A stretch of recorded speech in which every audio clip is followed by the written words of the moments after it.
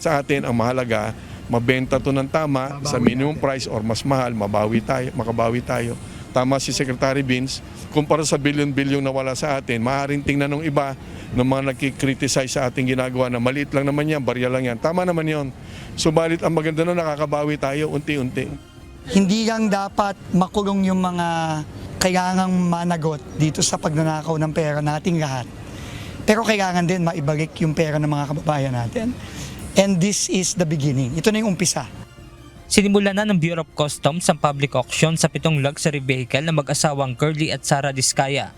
Mula sa 7 isinubastang sasakyan, 3 lamang sa mga ito ang naibenta kanina. Ito ang Mercedes-Benz G500 Brabus, Mercedes-Benz G63 AMG at Lincoln Navigator L na may kabuuang mahigit 38.2 million pesos. Mula naman sa 10 nagparehistrong bidders, 8 lamang sa mga ito ang lumahok kanina. Ayon kay BOC Commissioner Ariel Nepomuceno, dumaan muna ang mga ito sa proseso at pagsusuri bago makasama sa bidding. Hindi rin nila akalain na may sasali sa subasta dahil sa history ng mga ibebentang sasakyan. Unang-una, ako personal, nababahala nga ako nung una na baka walang sumali. Kahit, halimbawa kayo ba, alam nyo kung saan yung pinanggalingan ng sasakyan, bibilin nyo ba? Natakot din kami sa simula dahil baka may stigma yung istorya nung sasakyan di ba? Kaya nung may unang dalawa na nagsabi na sasali sila, nagsubmit ng dokumento, bumili ng bid documents, natuwa na kami hanggang naging 10 na sila. At may humahabol pa nga sana na 4, kakawag na kasi dapat sumunod sa deadline. Ayon naman kay Independent Commission for Infrastructure Chairperson, retired Justice Andres Reyes Jr., makatutulong ang tulad itong auction sa pag-recover sa pera ng bayan. These 7 luxury vehicles were purchased with flood control money. By bringing them to auction, the BOC is recovering the duties and taxes that should have gone to public coffers and to the Filipino people. Samantala, tiniyak naman ng Malacanang at BOC na mapupunta ang pera para sa kapakinabangan ng mamamayan. Gagamitin po ito para sa taong bayan, lalo na ngayon na ayaw po ng Pangulo ng korupsyon.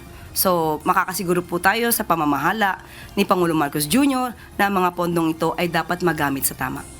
I guess the more symbolic and more important fact is that we are in the process of restitution. Unti-unti po nating binabalik ang pondong nawala sa ating bayan, sa kaban ng bayan. Nakahanda naman ng Bureau of Customs na pag-aralan ang panibagong floor price para sa 4 na mamahaling sasakyan na hindi na isubasta ngayong araw. Ang 4 na luxury vehicle ay ang Toyota Tundra, Toyota Sequoia, Bentley Bentayga at Rolls-Royce Cullinan. Ayon sa tagapagsalita ng BOC, may mga bidder na lalahok muli lalo na kung makikita na medyo mababa na ang presyo ng 4 na mamahaling sasakyan. I leave it to the committee to decide, no? Mahirap yung trabaho nila, but again, the intention is to lower the price to attract more bidders, no?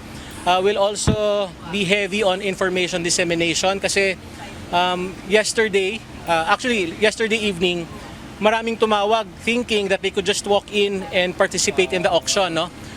When clearly doon naman sa announcement namin that they had a day before to submit the documentary requirements.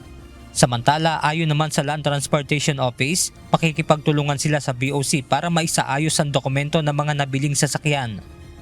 To all successful bidders, please be assured that the LTO will provide full assistance in the smooth processing and transfer of ownership of the vehicles you will acquire today. We will work closely with BOC to ensure that all necessary steps are completed in full compliance with the law. Benedict Samson, UNTV News and Rescue. Diyos ang aming sandigan, serbisyo publiko ang aming pinahahalagahan.